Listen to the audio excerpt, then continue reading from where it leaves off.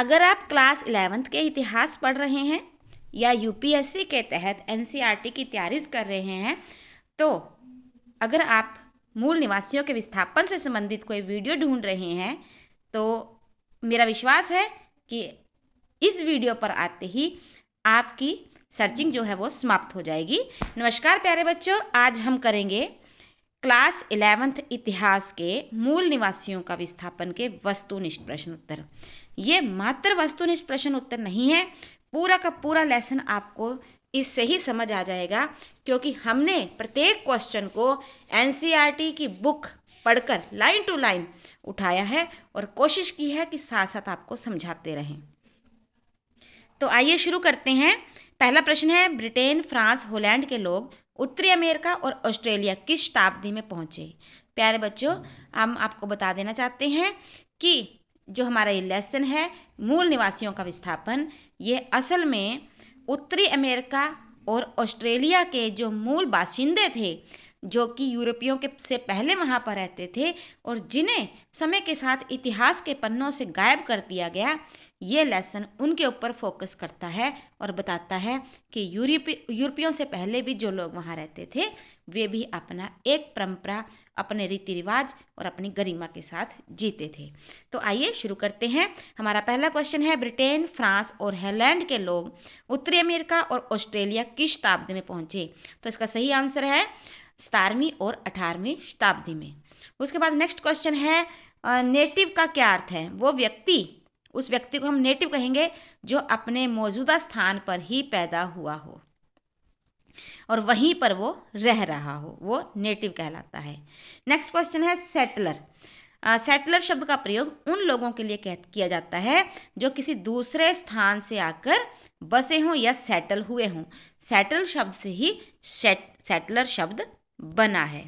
उसके बाद है, ओहियो, मिसिसिपी, सिएटल जैसे देसी नामों का संबंध किस देश से है? यहाँ पर हम आपको बताना चाहते हैं, हालांकि 19वीं और 20वीं शताब्दी में जो था, एशियाई लोग भी अमेरिका और कनाडा बसने लगे और पहले से ही यूरोपीय लोग वहाँ पहुँच चुके थे, लेकिन आज भी वहाँ कुछ ऐसी नदियाँ, ऐसे शहर, झील, ऐसे जगहों के नाम वहाँ के देसी नामों से हैं जो मूल वासियों के समय से हैं। तो ऐसे ही ओहियो, मिसिसिपी और सिएटल जैसे देसी नामों का संबंध किस देश से है? संयुक्त राज्य अमेरिका से। जो ओहियो है और मिसिसिपी है, ये क्या है? ये नदियां हैं वहाँ की, और जबकि सिएटल वहाँ का एक प्रमुख शहर है। उसके बाद है, सस्काचेन का संबंध किस देश से है? तो हम आपको बता देना चाहते हैं, इसका संबंध जो है वो कनाडा से है। ये जगह जो है वो कनाडा में है। उसके बाद है, वोलनगोग और परामता, ये इनका संबंध किस देश से है? इनका संबंध ऑस्ट्रेलिया से है। और जो वोलनगोंग है और परामता है, ये उस समय के जो स्थानीय शब्द थे उनसे ही लिए गए हैं। नेक्स्ट क्वेश्चन है, ऑस्ट्रेलिया का नामकरण किस प्रकार हुआ? ऑस्ट्रेलिया महान दक्षिण महासागर में स्थित भूमि के 16वीं सदी में प्रयोग किया गया। एक्चुअली जो ऑस्ट्रेलिया है, ये एक दक्षिण महासागर में स्थित भूमि पर है और लैटिन भाषा के अंदर दक्षिण को ऑस्ट्राल कहा जाता है और वहीं से ये शब्द बना है ऑस्ट्रेलिया। चलिए, आज आपके लिए एक और जानकारी का स्रोत, जीके का क्वेश्चन आगे जो करंट अफेयर्स में भी आ सकता है, वहां भी कि ऑस्ट्रेलिया जो है वो दक्षिण को रिप्रेजेंट करता है। नेक्स्ट क्वेश्चन है, डच भाषा में समुद्र को किस नाम से पुकारा जाता है? तो इसका सही आंसर है जी। तो डच भाषा के अंदर हॉलैंड के जो भाषा है हॉलैंड देश की, उसे डच कहा जाता है और वहाँ के लोगों को भी डच लोग ही कहा जाता है। वहाँ की जो डच भाषा है वहाँ पर समुद्र को जी कहा जाता है। और यहाँ हमारा जो नेक्स्ट क्वेश्चन है वो इसी से जुड़ा हुआ है। न्यूजीलैंड, न्यू मतलब जो नई जगह खोजी गई, जी मतलब हो गया समुद्र और लैंड उसके ऊपर। तो न्यूजीलैंड का जो नामकरण है वो कैसे हुआ? हॉलैंड के तास्मान ऑस्ट्रेलिया भी पहुंचे और न्यूजीलैंड भी। तो हॉलैंड के जो तास्मान थे वो जब हॉलैंड के तास्मान न्यूजीलैंड में पहुंचते हैं तो वे ही उसका नाम न्यूजीलैंड रखते हैं और उन्होंने इस भूमि को 1642 में देखा था और फिर इसका नाम न्यूजीलैंड रखा था। नेक्स्ट है अमेरिका को अमेरिका नाम कब और किसने दिया। एक्चुअली ये नाम पहली बार अमेरिगो वेस्पुक्की, यहाँ पर ना आप अगर कोई भी हेल्प बुक देखेंगे तो वहाँ वेस्पुसी होता है, परंतु जब आप एनसीईआरटी की बुक्स उठाएंगे तो वहाँ पर अमेरिगो वेस्पुक्की लिखा हुआ है। वो जब वहाँ अमेरिका की यात्रा पर जाते हैं और ट्रेवल्स नाम से उनकी यात्रा संस्मरण छपते हैं तो पहली बार वहाँ पर अमेरिका के तौर पर इसका नाम जो आज हम अमेरिका देखते हैं उसका यूज किया गया था। फिर है कनाडा शब्द का नामकरण किस प्रकार हुआ। कनाडा शब्द जो है कनाडा से निकला है, जिसे यूरो इरोक्यूसिस भाषा में कनाडा कहा जाता है, वहां से ये शब्द कनाडा निकला है। उसके बाद है अमेरिगो वेस्पुक्की का संबंध किस देश से है। इटली से, ये एक इटली के यात्री थे। नेक्स्ट है उत्तरी अमेरिकी महाद्वीप उत्तर में उत्तरी ध्रुवीय वृत्त से किस रेखा तक फैला हुआ है। जो उत्तरी अमेरिका है, क्योंकि हम पहले पढ़ेंगे उत्तरी अमेरिका के बारे में, फिर उत्तरी अमेरिका के अंदर ही अमेरिका, उसके अंदर फिर हम बात करेंगे कनाडा की और कहीं कहीं मैक्सिको की, फिर हम दूसरे महाद्वीप पर जाएंगे ऑस्ट्रेलिया पर, फिर हम उसके बारे में जानेंगे। तो जो उत्तरी अमेरिका का महाद्वीप है वो उत्तरी ध्रुव से लेकर कर्क रेखा तक फैला हुआ है और प्रशांत महासागर से लेकर अटलांटिक महासागर तक। आपके पास ये क्वेश्चन भी आ सकता है कि उत्तरी अमेरिका किन दो महासागरों के मध्य पड़ता है, तो सही आंसर होगा प्रशांत महासागर और अटलांटिक महासागर। उसके बाद है मैक्सिको उत्तरी अमेरिका की किस दिशा में है। दक्षिण में, पहले अमेरिका फिर कनाडा फिर उसके बाद उत्तरी मैक्सिको, ये तीनों नाम आ जाएंगे। उत्तरी अमेरिका के पश्चिम में कौन सा पर्वत है। सिएरा नेवाडा पर्वत। बहुत इंपॉर्टेंट क्वेश्चन है, देखिए पेपर में आ सकता है आपको कभी भी कि सिएरा नेवाडा पर्वत जो है वो किस महाद्वीप से संबंधित है, तो उत्तरी अमेरिका से। फिर हम बात करते हैं कनाडा की। तो कनाडा की प्रमुख फसलें कौन सी हैं। गेहूं, मक्का और ये फल। ये अमेरिका की भी हैं और कनाडा की भी प्रमुख फसलें हैं। कनाडा के कितने प्रतिशत भाग जंगलों से ढका है, तो उसका सही आंसर है 40%। कनाडा का जो सबसे मेन उद्योग है मत्स्य उद्योग। मत्स्य का अर्थ होता है मछली उद्योग।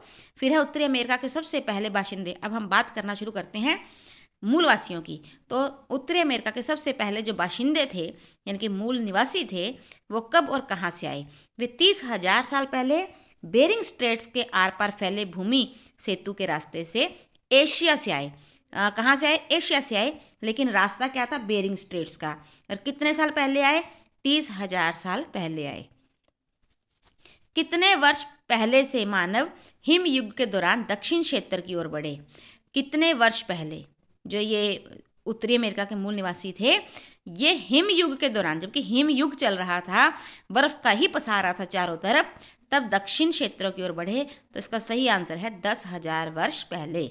उसके बाद है मानव की सबसे पुरानी कृति यानी कि उसकी बनाई हुई वस्तु जो है वो कौन सी है जो हमारे खोजकर्ताओं को मिली है। तो इसका सही आंसर है एक तीर की नोक।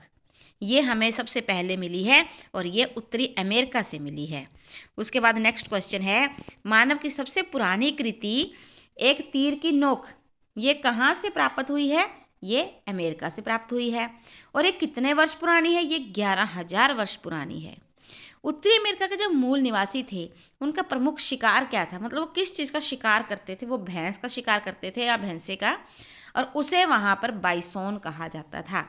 परंतु एक खास बात क्या थी, ये केवल उतने ही बाइसोन का शिकार करते थे जितने की उन्हें आवश्यकता होती थी। ये कभी भी लालच बस होकर बहुत अधिक पशुओं की हत्या नहीं करते थे। उसके बाद है उत्तरी अमेरिका के निवासियों का जीवन यापन का साधन क्या था। वो अपना गुजारा कैसे करते थे। शिकार करके, मछली पकड़ के और कृषि करके। कृषि में मुख्यतः वो मक्का, गेहूं और तीसरा क्या है, फल वगैरह उगाते थे।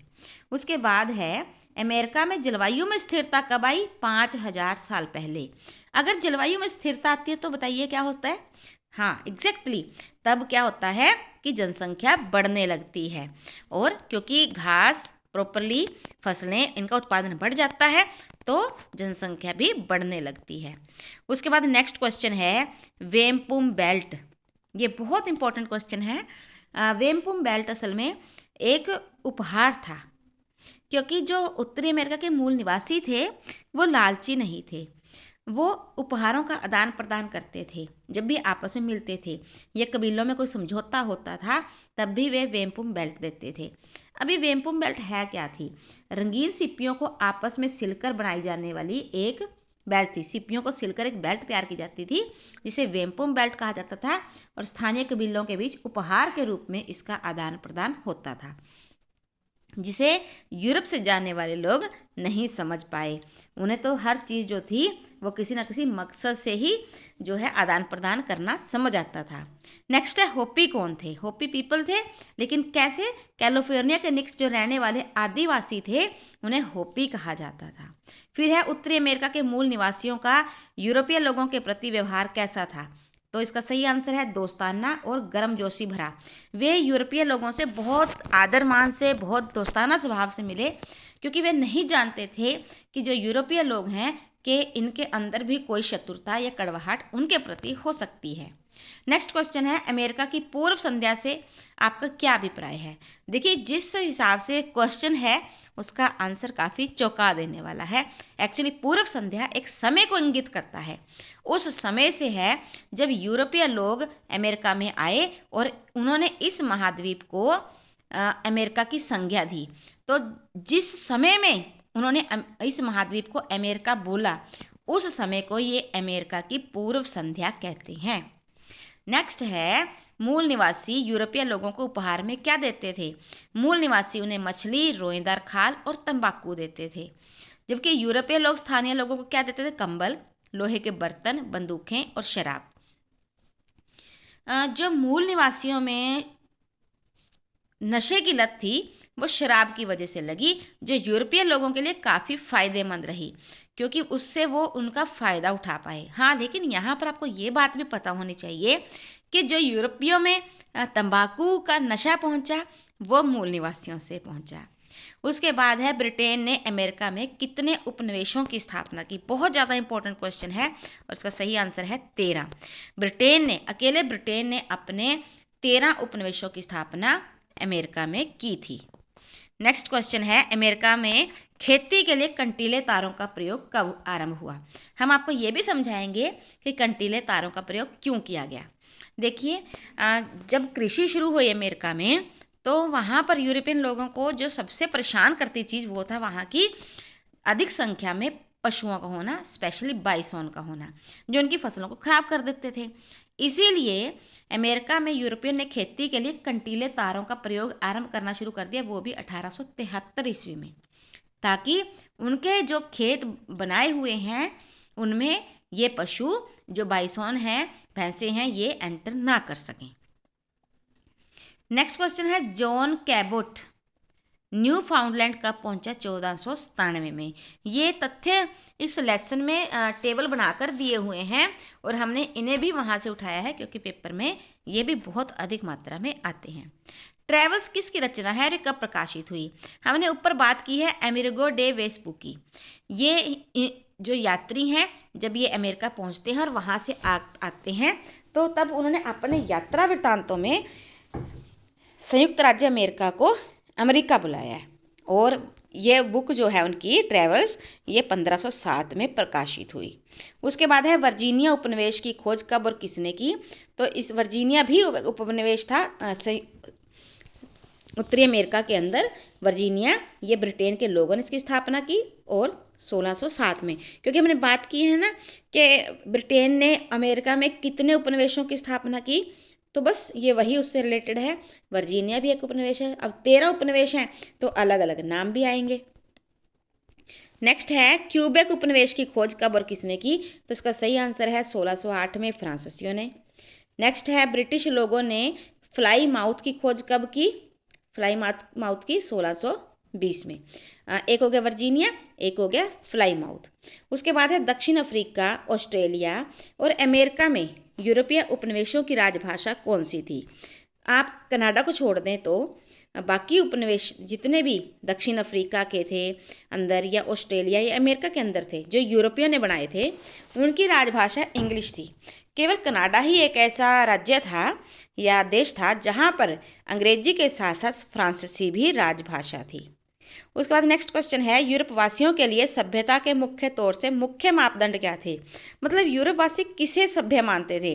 जो साक्षर हो, संगठित धर्म का हो, या फिर शहरीकरण। जिसमें 3 गुण हैं वो तो सभ्य है, अदरवाइज वो क्या है? जंगली है या असभ्य है। अब हम बात करेंगे धारणाओं की। धारणाएं कैसी? जब यूरोपवासी जो हैं वो कहाँ उत्तरी अमेरिका पहुंच जाते हैं, तो बहुत सारे लेखक ऐसे हैं जो मूल निवासियों के बारे में अपनी धारणाएं बताते हैं। तो बस हमारा अब टॉपिक जो है उसी से शुरू हो जाएगा, और एनसीईआरटी में ये जो टाइटल है वो है पारस्परिक धारणाएं। तो हमारा क्वेश्चन है, जियां जैक रूसो किस देश से संबंधित थे? ये एक फ्रांसीसी दार्शनिक थे। बहुत ज़्यादा इंपॉर्टेंट है, आपको पता होना चाहिए कि जियां जैक रूसो कौन थे? ये एक फ्रांसीसी दार्शनिक थे। उसके बाद नेक्स्ट क्वेश्चन है, किस लेखक ने मूल निवासियों को सभ्यता में आई विकृतियों से अछूता बताया है? तो यही फ्रांसीसी दार्शनिक जियां जैक रूसो ने। इन्होंने कहा है कि ये लोग तारीफ के काबिल हैं, क्योंकि ये सभ्यता में जो विकृतियां, जो कमियां आ जाती हैं, कम से कम उनसे तो दूर हैं। भले ही ये लोग उदात्त उत्तम जंगली हैं, भले ये जंगली हैं परंतु उदात्त उत्तम हैं। अर्थात ये जो समाज में समाज में विकृतियां आ जाती हैं उनसे बहुत दूर हैं। उसके बाद नेक्स्ट है, उदात्त उत्तम जंगली एक प्रचलित पद किन लोगों के लिए प्रयोग किया गया? अमेरिका के मूल निवासियों के लिए। किस अंग्रेज कवि ने उत्तरी अमेरिका के मूल निवासियों में कल्पना शक्ति और भाव उत्पन्न करने की शक्ति को सीमित का अर्थ कम बताया है? एक अंग्रेज कवि हुए हैं बहुत फेमस, विलियम वर्ड्सवर्थ। मतलब नेचर के ऊपर बहुत लिखते हैं, परंतु उन्होंने अमेरिका के बारे में भी लिखा है, जबकि ये खुद वहाँ के मूल निवासियों से कभी नहीं मिले। परंतु इन्होंने लिखा है कि जो वहाँ के मूल निवासी हैं, उत्तरी अमेरिका के मूल निवासी हैं, इनके पास कल्पना शक्ति की कमी है और अपने आप को ऊंचा उठाने की, अपने अंदर भाव संपन्न करने की क्षमता बहुत कम है। ये किनके विचार हैं? विलियम वर्ड्सवर्थ के। नेक्स्ट है, संयुक्त राज्य अमेरिका के तीसरे राष्ट्रपति थॉमस जेफरसन। बहुत फेमस है क्योंकि इन्होंने एक बहुत ही ज़्यादा विवाद उठाने वाली टिप्पणी करी थी। इन्होंने कहा था कि यह अभागी नस्ल यानी कि उत्तरी अमेरिका के मूल निवासियों के बारे में, जिसे सभ्य बनाने के लिए हमने इतनी जहमत उठाई, अपने उन्मूलन का औचित्य सिद्ध करती है कि हमने मूल निवासियों को क्यों खत्म किया। लेकिन आज उनकी इस टिप्पणी का बहुत जोरदार विरोध होता है, क्योंकि उन्होंने मूल निवासियों के बारे में अच्छे शब्द नहीं कहे, बल्कि उनका खात्मा करने के लिए औचित्य ठहराया कि अगर हम उन्हें हटा देते हैं तो इसमें सही है। अमेरिका के किस राष्ट्रपति ने मूल निवासियों को अभागा और असभ्य बताया? तो इसका सही आंसर है थॉमस जेफरसन। उसके बाद है, किस लेखक ने लिखा है कि मूल निवासी गोरों की नीयत पर भरोसा नहीं करते और गोरों के द्वारा उनके साथ जानवरों जैसा व्यवहार किया जाता है? तो इसका सही आंसर है वाशिंगटन इरविंग। असल में वाशिंगटन इरविंग जो है वर्ड्सवर्थ से बहुत छोटे थे उम्र में, परंतु वे सचमुच में मूल निवासियों से मिले थे। उनका वर्णन बिल्कुल उन्होंने वर्ड्सवर्थ से अलग दिया है। वो ये कहते हैं कि मुझे असली ज़िंदगी देखने का मौका मिला और कविताओं में जो उनके बारे में, मूल निवासियों के बारे में कहा गया, वो उससे बिल्कुल अलग हैं। सच तो यह है कि गोरे लोगों की नीयत पर वे भी भरोसा नहीं करते और कम बोलते हैं। हाँ, लेकिन जब वो बैक साइड होते हैं तो वो गोरों की नकल भी उतारते हैं। और उन्हें इस बात का बहुत दुख था कि वहाँ पर गोरे लोग जो हैं वो मूल निवासियों के साथ ऐसे पेश आते हैं जैसे वे कोई जानवर हों। उसके बाद है, यूरोपीय लोग मूल बाशिंदों से उपहार में क्या प्राप्त करते थे? मछली और रोएदार खाल। वो तो उपहार के रूप में देते थे, जबकि जो यूरोपीय लोग हैं वो उसे एक पैसे के लिए, पैसे में तोलने वाली वस्तु मानते थे।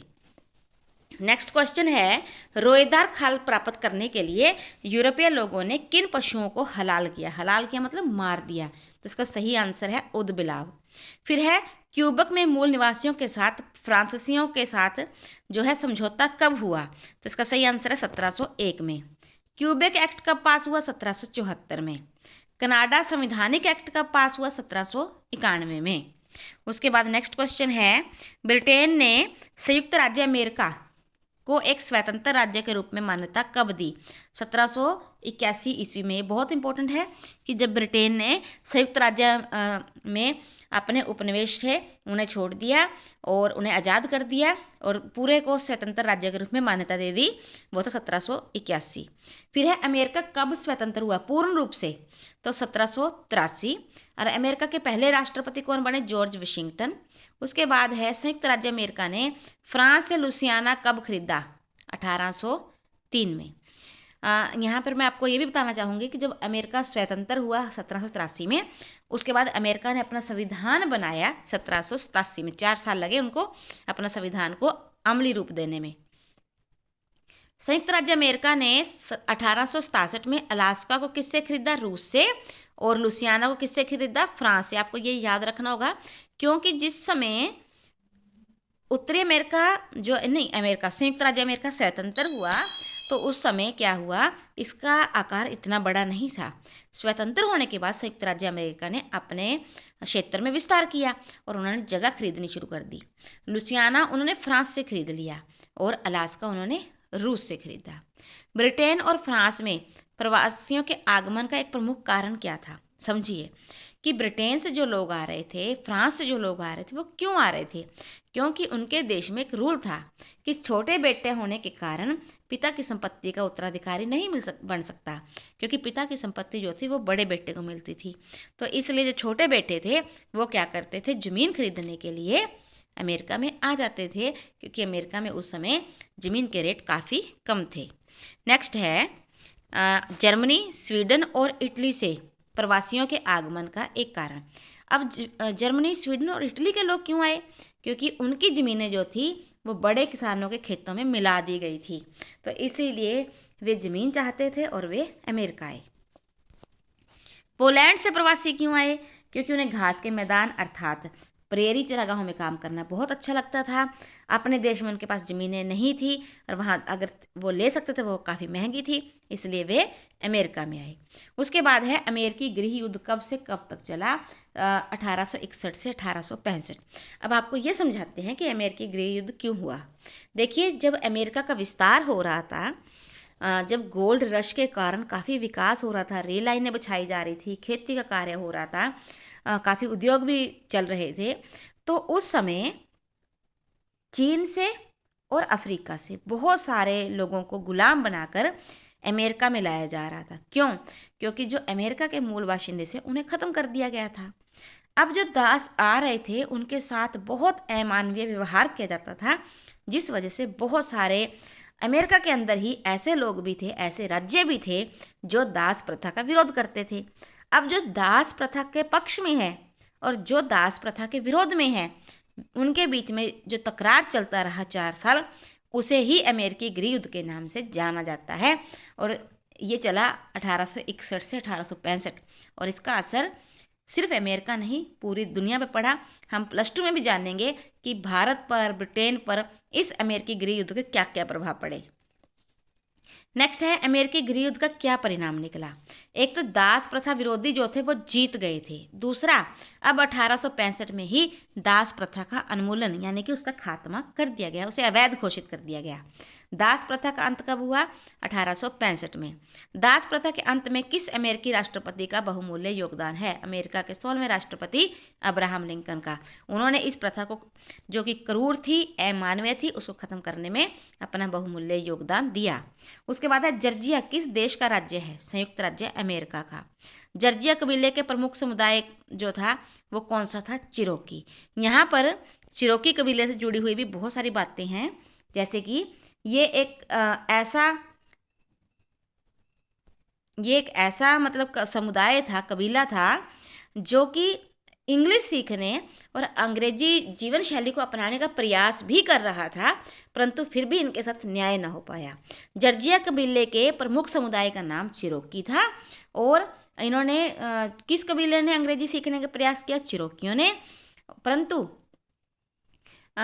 फिर भी इन्हें वो अधिकार नहीं मिले, जबकि एक न्यायाधीश थे, उन्होंने चिरोकियों के पक्ष में फैसला सुनाया था 1832 में, और उन न्यायाधीश का नाम था जॉन मार्शल। परंतु क्या हुआ कि जो अमेरिका के राष्ट्रपति थे एंड्रयू जैक्सन, उन्होंने चिरोकियों को जॉर्जिया से खदेड़ने के आदेश दे दिए। वो न्याय नहीं कर पाए, वो चिरोकियों को नागरिकता नहीं दे पाए। अब क्या हुआ कि उन्हें जब वहां से हटना पड़ा, उन्हें उनकी भूमि से हटा दिया गया, तो उन्हें कहाँ भेज दिया गया? विस्तृत अमेरिकी मरुभूमि में। कितने हजार लोग गए? 15,000। लेकिन वो रास्ता, वो सफर बहुत मुश्किल था। आंसुओं की राह नामक सफर किस अमेरिका के किस कबीले से जुड़ा हुआ है? तो उसका सही आंसर है चिरोकी। जब वे वहां से उस रास्ते से जा रहे थे तो लगभग 1/4 लोग जो है वो मर गए थे, मर खप गए थे। तो इसीलिए इस रास्ते को, इस सफर को आंसुओं की राह के नाम से जाना जाता है। नेक्स्ट क्वेश्चन है 75वां, मूल निवासियों की जमीनें किस आलोचना के आधार पर छीन ली गई? क्योंकि ये देखिए, हम किसी की जमीन भी छीन रहे हैं और हम अपनी तरफ से दलील भी दे रहे हैं कि हमने अच्छा किया और क्यों अच्छा किया।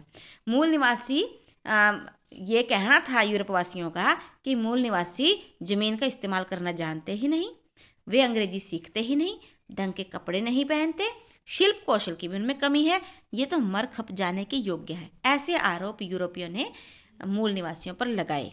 नेक्स्ट क्वेश्चन है, रिजर्वेशन से आप क्या समझते हैं? देखिए, जब जब अमेरिका का विकास होता चला गया तो जो अमेरिका के मूल निवासी थे उन्हें एक छोटे से इलाके में धकेल दिया जाता था कि आपको यहीं पर रहना है, बस आगे इधर उधर नहीं जाना।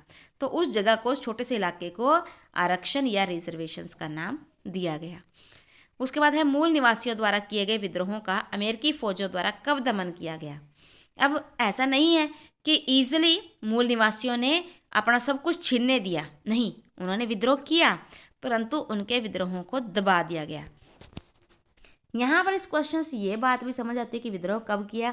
1865 से लेकर 1890 के बीच में मूल निवासियों ने बहुत से विद्रोह किए, बहुत कोशिश की कि उन्हें उनकी जमीन, उनका घर, उनकी भूमि मिल सके, परंतु उनके विद्रोहों को दबा दिया गया अमेरिकी फौज। यहाँ पर अमेरिकी फौज वे हैं जो यूरोपियों ने जाकर अमेरिका बसाया।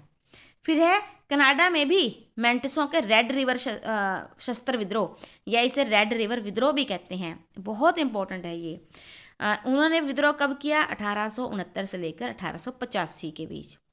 एक फ्रांसीसी आंगुतक था, उसने एक वाक्य लिखा कि आदिम जानवरों के साथ साथ आदि मनुष्य भी लुप्त हो जाएगा। ये इन शब्दों का प्रयोग किसके लिए किया गया? उत्तरी अमेरिका के मूल निवासियों के बारे में। मतलब लोगों की सोच देखिए कि वो पशु में और मूल निवासियों में अंतर नहीं कर पा रहे थे। नेक्स्ट है मानव शास्त्रियों ने, क्योंकि धीरे धीरे मानव अधिकारों की बातें उठने लगी, तो मानव शास्त्रियों ने 1840 के दशक में मूल निवासियों के बारे में क्या सिद्धांत दिया?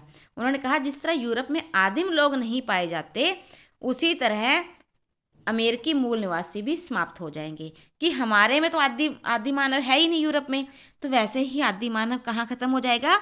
अमेरिका का मूल निवासी भी खत्म हो जाएगा। उसके बाद है उत्तरी अमेरिका में मानव शास्त्र विषय का सूत्रपात कब और क्यों किया गया? मतलब मानव शास्त्र विषय चलाया क्यों गया? 1840 के दशक में चलाया गया, और अमेरिका के स्थानीय समुदायों और यूरोप के सभ्य समुदायों के बीच में जो अंतर है उसका अध्ययन करने के लिए मानव शास्त्र विषय का शुरुआत होती है। नेक्स्ट है जब लोगों ने अमेरिका जाना शुरू कर दिया तो ये तो बात उनके मन में पहले से ही थी कि सोना हो सकता है, अमेरिका में सोना हो सकता है। और ऐसा ही कुछ क्या हुआ 1840 के दशक में, जब कैलिफोर्निया में थोड़े से सोने के चिन्ह मिले। अब इसका पता किसने लगाया था? इसका पता मार्शल ने लगाया था।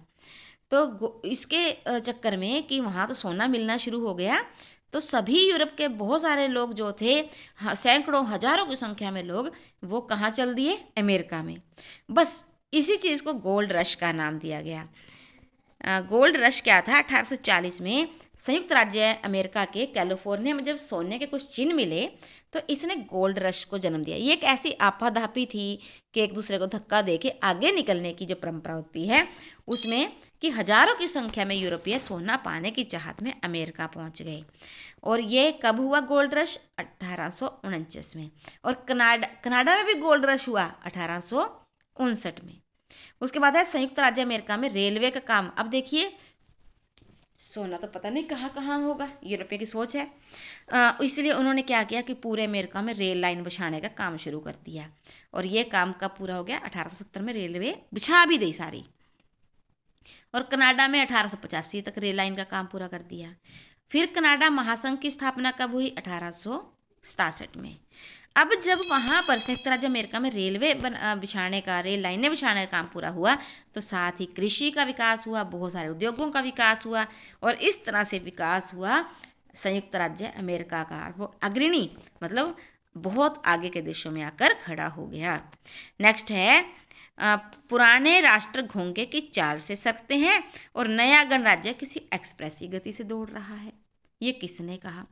स्कॉटलैंड से एक गरीब सा अप्रवासी एंड्रयू कार्नेगी अमेरिका में आता है और वो जो वहाँ के सबसे पहले अमीर थे ना, उद्योगपति, करोड़पति थे, उनमें से एक बन जाता है। उसने एक बार बात कही कि जो पुराने राष्ट्र हैं, चाहे वो यूरोप के हैं चाहे किसी एशिया के हैं, वो तो घोंघा मतलब स्नेल होता है जो धीरे धीरे सरकता है, सांप जैसा, वो धीरे धीरे सरक रहे हैं। और जो नया गणराज्य है यानी कि जो नया नया अमेरिका बना है वो तो किसी एक्सप्रेस रेलगाड़ी के हिसाब से बहुत तेज गति से दौड़ रहा है। ये शब्द एंड्रयू कार्नेगी के हैं। अमेरिका को किस प्रकार के उद्योग विकसित हुए? इसमें एक तो क्योंकि रेल लाइनें बिछाई जा रही हैं तो रेल के साज सामान के, दूसरा खेती का उत्पादन बड़े पैमाने पर हो इसलिए उसके यंत्र, बहुत सारे यंत्र भी तैयार किए गए। फिर नेक्स्ट क्वेश्चन है अमेरिका एक शक्तिशाली देश बनकर कब उभरा? 1860 ईस्वी से 1890 के बीच में। यहाँ पर आपको हम ये भी समझा देते हैं कि कहना क्या चाहता है कि 1860 तक तो देश कोई बिल्कुल ही ऐसे गिनती में नहीं था कि बहुत ताकतवर देश है, परंतु 1860 से 90 के बीच में ऐसे परिवर्तन आते हैं कि अमेरिका एक शक्तिशाली देश बन जाता है। तो अगर पीरियड पूछा जाए तो वो 1860 से 1890 है, परंतु अमेरिका दुनिया का अग्रणी देश बनकर बिल्कुल एग्जैक्टली कब उभरा? 1890 ईस्वी को। अमेरिकी फ्रंटियर का अंत कब हुआ? 1892, मतलब उसके बाद उसकी सीमाएं नहीं बढ़ी, वहां तक आके उसकी सीमाएं खत्म हो गई। अमेरिका में जंगली भैंसों का उन्मूलन मतलब बिल्कुल खात्मा, जंगली भैंसें, बाइसोन खत्म कर दी गई 1890 में। संयुक्त राज्य अमेरिका ने अपने साम्राज्यवाद होने की शुरुआत कैसे की? मतलब कैसे पता लगा कि अब अमेरिका साम्राज्यवाद देश बन गया है? सबसे पहले क्या होता है, 1892 में जो है फिलीपींस और हवाई, ये दो जगहें हैं, इनमें अपने उपनिवेश स्थापित कर लेता है। बस वहीं से संयुक्त राज्य अमेरिका की एक बहुत बड़े साम्राज्यवादी देश बनने की शुरुआत हो जाती है। संयुक्त राज्य अमेरिका किन दो महासागरों के बीच है? प्रशांत महासागर और अटलांटिक महासागर। नेक्स्ट है कब तक संयुक्त राज्य अमेरिका और कनाडा के मूल निवासियों की स्थिति में सुधार नहीं हुआ? मतलब उनके साथ बहुत बुरा होता रहा 1920 के दशक तक, परंतु धीरे धीरे सुधार होता है। कार्ल मार्क्स कौन थे? एक सुप्रसिद्ध जर्मन दार्शनिक था जिन्होंने मूल निवासियों के बारे में बहुत कुछ लिखा है। फिर है लेवाइस मेरियम, ये उत्तरी अमेरिका के मूल निवासियों के सर्वेक्षण करते हैं और उनका सर्वेक्षण कब प्रकाशित हुआ? 1928 में। अब हम उन लेखकों की बात करेंगे जिनकी वजह से जो है उत्तरी अमेरिका के लोगों के जीवन में कुछ सुधार हुआ। तो पहला है लेवाइस मेरियम, इन्होंने सर्वेक्षण किया 1928 में और इनकी बुक या सर्वेक्षण का नाम था the problem of Indian administration. उसके बाद लेवाइस मेरियम के सर्वेक्षण का विषय बिंदु क्या था कि जो रिजर्वेशंस में लोग रह रहे हैं, मूल निवासी रह रहे हैं, उनकी स्थिति कितनी खराब है, वो कितनी दयनीय स्थिति में रह रहे हैं, ये उनके सर्वेक्षण में बात निकल कर आती है। उसके बाद फिर सरकार सोचती है कि हाँ, मूल निवासियों के ऊपर भी कुछ सोचना चाहिए, उनका भी कुछ सुधार की आवश्यकता है। इसीलिए एक इंडियन रीऑर्गेनाइजेशन एक्ट पास किया जाता है 1934 में। इसका जो मुख्य बिंदु क्या था कि जो रिजर्वेशन से मूल निवासी रह रहे हैं उन्हें जमीन खरीदने और ऋण लेने का अधिकार दिया जाए कि वे भी ऋण ले सकते हैं, वे भी जमीन खरीद सकते हैं। परंतु मूल निवासी जिन्होंने इतने धोखे सहे थे उन्हें तो विश्वास नहीं हुआ, इसलिए उन्होंने एक दस्तावेज तैयार किया जिसका नाम था डिक्लेरेशन ऑफ इंडियन राइट्स। इस दस्तावेज में जो है उत्तरी अमेरिका के मूल निवासी इसे तैयार करते हैं और इसे प्रकाशित किया गया 1954 में। और इसमें क्या था, मूल निवासी संयुक्त राज्य अमेरिका की नागरिकता तभी स्वीकार करेंगे जब उनके रिजर्वेशंस उनसे नहीं छीने जाएंगे और उनकी परंपराओं में कोई दखलंदाजी नहीं की जाएगी। अदरवाइज वे जहाँ हैं वहीं रहेंगे, क्योंकि दुनिया को तो पता लग ही रहा था कि मूल निवासियों के साथ कितना बुरा व्यवहार हो रहा है। उसके बाद है उत्तरी अमेरिका के मूल निवासियों को संवैधानिक अधिकार कब दिए गए। एक्चुअली संवैधानिक अधिकार जो दिए गए वो 1982 में, कितने समय बाद। अमेरिका के में संविधान कब लागू हुआ, उसका संविधान 1787 में, क्योंकि हमने बताया था 1783 में तो वो आज़ाद ही हुआ था। उसके बाद अब हम शुरू करते हैं ऑस्ट्रेलिया की, क्योंकि हम सारे क्वेश्चंस जो उत्तरी अमेरिका से रिलेटेड थे वो कर चुके हैं। ऑस्ट्रेलिया के शुरुआती मनुष्यों को क्या कहा जाता था, एबोरिजिनीज। एबोरिजिनीज जो वहाँ के मूल निवासी थे। ऑस्ट्रेलिया में आदि मानव का आगमन कब हुआ, 40,000 साल पहले हुआ। ये ऑस्ट्रेलिया किस रास्ते से आए, न्यू गिनी के रास्ते से आए। जैसे हमने बात की थी ना उत्तरी अमेरिका में वो बेरिंग स्ट्रेट्स के रास्ते से आते हैं। नेक्स्ट है 18वीं सदी तक ऑस्ट्रेलिया के मूल निवासियों के कितने समुदाय जो हैं उसमें निवास करते थे। मूल निवासियों के 350 से लेकर 750 के बीच। ऑस्ट्रेलिया का एक स्थानीय समुदाय था जो उत्तर में रहता था, उसे कहा जाता था टोरेस स्ट्रेट टापूवासी।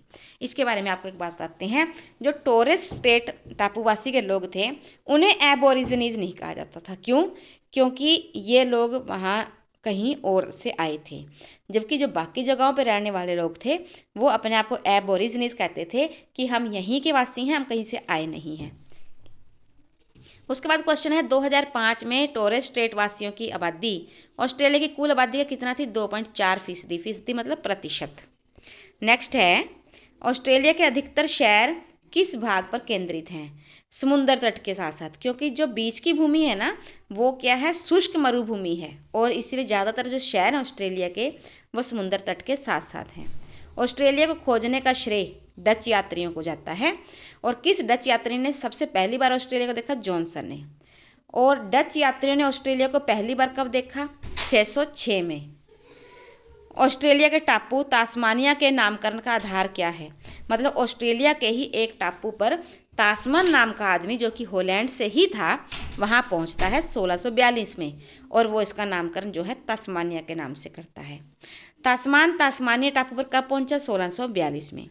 फिर इसके पुनः खोज का श्रेय वो जाता है ब्रिटेन के एक व्यक्ति जेम्स कुक को, कैप्टन कुक के नाम से भी इन्हें जाना जाता है। ये बोटनी बे पर पहुंचते हैं, मतलब बोटनी खाड़ी पर पहुंचते हैं 1770 में और उसका नाम बदलकर वे न्यू साउथ वेल्स कर देते हैं। क्या कर देते हैं, न्यू साउथ वेल्स। आप देखिए क्वेश्चन ये भी आ सकता है कि न्यू साउथ वेल्स का पुराना नाम क्या था, बोटनी बे, या ये भी आ सकता है कि बोटनी बे का नया नाम क्या था, न्यू साउथ वेल्स। उसके बाद नेक्स्ट क्वेश्चन है जेम्स कुक ने बोटनी बे का क्या नाम रखा, न्यू साउथ वेल्स। ऑस्ट्रेलिया की पुनः खोज का श्रेय किसे जाता है, कैप्टन कुक को। हालांकि डचों ने इसे पहली बार देखा था।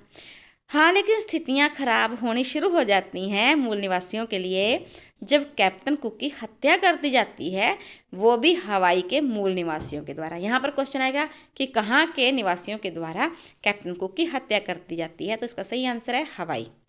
किस घटना के कारण यूरोप वासियों और ऑस्ट्रेलिया के मूल निवासियों के बीच संबंध जो थे वो खराब हो जाते हैं, कैप्टन कुक की हत्या के कारण। और यहाँ पर सिर्फ ये मूल निवासियों को जो पड़ताड़ना है वो हवाई वालों की नहीं, पूरे ऑस्ट्रेलिया के मूल निवासियों का जीना हराम हो जाता है। उसके बाद है कैप्टन कुक की हत्या मूल निवासियों के द्वारा कब की गई, 1779 में। ऑस्ट्रेलिया में अंग्रेजों की पहली बस्ती कब बनाई गई, 1788 में। उस बस्ती का नाम क्या था, सिडनी। सिडनी एक जगह जो अंग्रेजों ने बसाई थी ऑस्ट्रेलिया के अंदर, और ये जगह स्पेशली उन लोगों के लिए बनाई गई थी जिन्हें अंग्रेजों ने दंडित कर दिया और देश निकाला दे दिया। वो सारे देश निकाला दिए गए व्यक्तियों को यहाँ छोड़ जाते थे। क्वेश्चन ये भी हो सकता है, सिडनी की स्थापना कब हुई? 1788 में। नेक्स्ट है, ऑस्ट्रेलियाई बस्तियों को स्वय शासन का अधिकार कब मिला? तो इसका सही आंसर है 1850 में। स्वय शासन मतलब खुद के शासन का। ऑस्ट्रेलिया में 1855 के कानून के द्वारा किसके अप्रवास को रोका गया? चीनी कुलियों के अप्रवास को। जब ऑस्ट्रेलिया का विकास किया जा रहा था तो देखा गया कि एशिया से बहुत सारे श्रमिक जो हैं ऑस्ट्रेलिया पहुंचने शुरू हो गए। तब जो ऑस्ट्रेलिया में अपनी सरकारें बनाकर यूरोप के लोग बैठे थे, उन्हें लगा कि कहीं एशियाई या चीनी लोग जो हैं वो बहुत बड़ी मात्रा में यहाँ ना आ जाएं और बहुमत हासिल कर लें। तो इसीलिए बहुसंख्यक होने से रोकने के लिए चीनी कुलियों के अप्रवास को रोक दिया गया कि अब एशिया से कोई भी नहीं आएगा। उसके बाद है ऑस्ट्रेलियाई संघ, मतलब ऑस्ट्रेलिया में संघ बनने शुरू हो जाते हैं, ग्रुप्स बनने शुरू हो जाते हैं। कब? 1901 में अस्तित्व में आते हैं। ऑस्ट्रेलियाई संघ का निर्माण कितने राज्यों को मिलाकर किया गया? 6 राज्यों को। फिर है ऑस्ट्रेलिया के विकास में मुख्य योगदान मदिरा बनाने के लिए अंगूरों के बाग और गेहूं की खेती, भेड़ों के फार्म, ये उसके विकास में सबसे अधिक योगदान पाते थे। ऑस्ट्रेलिया में किन भेड़ों को पाला जाता? मेरिनो भेड़ों को, क्योंकि ये बहुत उत्तम किस्म की भेड़ें होती थी। फिर धीरे धीरे 1911 में एक विचार आता है कि ऑस्ट्रेलिया के लिए एक राजधानी बनाई जाए, लेकिन जो सुझाव दिया गया वो था वूल व्हीट गोल्ड, यानी कि यहाँ पर सोना भी है, यहाँ पर गेहूं भी बहुत है और ऊन भी बहुत है। तो देखिए राजधानी का नाम भी ऐसा ही सोच लिया, वूल व्हीट गोल्ड, परंतु ऐसा नहीं हुआ, नाम कुछ और रखा गया। वो क्या था? वो था कैनबरा। ऑस्ट्रेलिया की राजधानी किस शहर को? कैनबरा को, और 1911 में बनाया गया। अब कैनबरा जो है वो कैम्बरा शब्द से निकला है। कैम्बरा जो है ऑस्ट्रेलिया की स्थानीय भाषा में कैम्बरा है, जिसका अर्थ होता है सभा स्थल, यानी कि जहाँ पर सभाएं की जाती हैं, मीटिंग्स की जाती हैं। 1948 से लेकर 1985 के बीच कितने यूरोपीय लोग ऑस्ट्रेलिया आकर बसे? 20 लाख लोग आ गए। ऑस्ट्रेलिया में एशियाई अप्रवासियों के प्रवेश की इजाज़त कब तक मिली? 1974। उसके बाद उन्हें रोक दिया गया कि एशियाई लोग तो एटलीस्ट अब ऑस्ट्रेलिया में नहीं आएंगे एशियाई लोग। सिडनी बस्ती ब्रिटेन के किन लोगों के लिए बसाई गई? दंडितों के, जिनको जैसे हमारे देश में जब अंग्रेजी काल में क्या था कि लोगों को काले पानी की सजा दी जाती थी और अंडमान निकोबार में छोड़ आते थे। ऐसे ही जब ब्रिटेन के लोग अपने देश के लोगों को देश निकाला देते थे, दंडितों को देश निकाला देते थे, तो उन्हें सिडनी में छोड़ आते थे। लेकिन धीरे धीरे सिडनी का विकास किया गया, वहाँ पर लोगों को स्वतंत्रता दे दी गई, इस शर्त पर कि अब वे वापस पलट के इंग्लैंड नहीं आएंगे, यहीं पर रहेंगे तो वे अपना विकास और अपनी बस्ती का विकास कर सकते हैं। अब ऑस्ट्रेलिया के मूल बासिंदों के साथ जो इतना बुरा व्यवहार किया जा रहा है, तो बदलाव की लहर तो वहाँ भी बनती है। तो इसमें है कि बदलाव की लहर ऑस्ट्रेलिया में जो है वो कब आनी शुरू होती है? जैसे ही वहाँ के कुछ लेखक जो हैं वो अपने विख्यान लिखने लगते हैं। पहला द ग्रेट ऑस्ट्रेलियन साइलेंस, ये W.E.H. स्टेनर ने लिखा था। द ग्रेट ऑस्ट्रेलियन साइलेंस, वो इस बात का मतलब काफ़ी ज़्यादा मुद्दा उठाते हैं कि ऑस्ट्रेलिया के मूल बाशिंदों के साथ जो व्यवहार किया गया वो बहुत गलत था। The great Australian silence. उसके बाद है द ग्रेट ऑस्ट्रेलियन साइलेंस, जो टॉपिक था उसका प्रकाशन कब हुआ? इसका प्रकाशन जो है वो 1968 में होता है। उसका नेक्स्ट है हेनरी डोनाल्ड की पुस्तक का नाम वाई वरंट वी टोल्ड, हमें बताया क्यों नहीं गया।